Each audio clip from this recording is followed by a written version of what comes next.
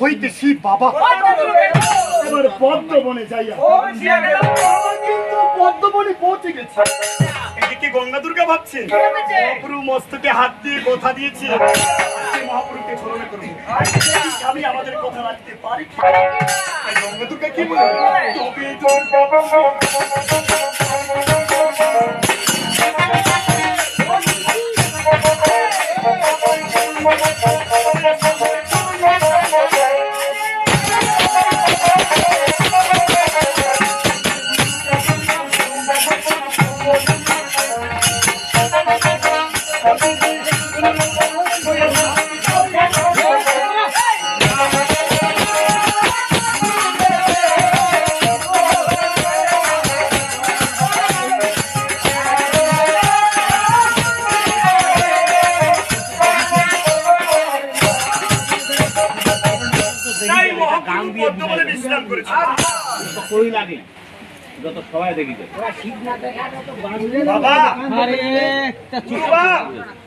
আপনারা যদি বলেন এভাবে তাহলে তো আমার বলাটা ব্যর্থ হয়ে যাবে।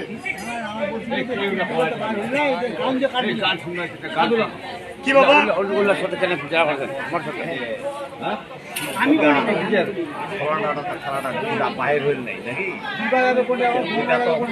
আমি তো বললাম যে দেবখণ্ড আমরা অনেকবার দেখেছি, আজকে আমরা দেখবো কি যে 400 টাকার এবং কি পদ্মার কিসের জন্য ঝগড়া হয়েছে এটা দেখবো। তবে জন্মখণ্ডিটা আমি মুখ দিয়ে নিয়ে যাচ্ছি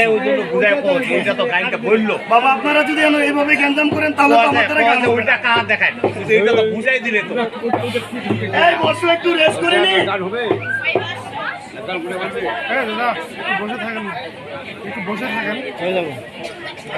সব দেশে কিন্তু নাপিত আছে, সব দেশে কিন্তু চুল কাটা হয়, তবে এক একজন এক এক রকম সিস্টেমে কাটে।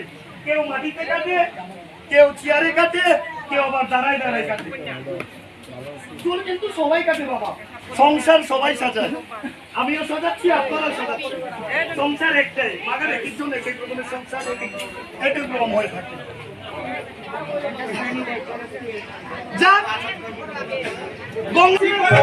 এরা দুজনে হংসা হংসী রূপ ধারণ করে একটা পুকুরের মধ্যে নৃত্য করেছে।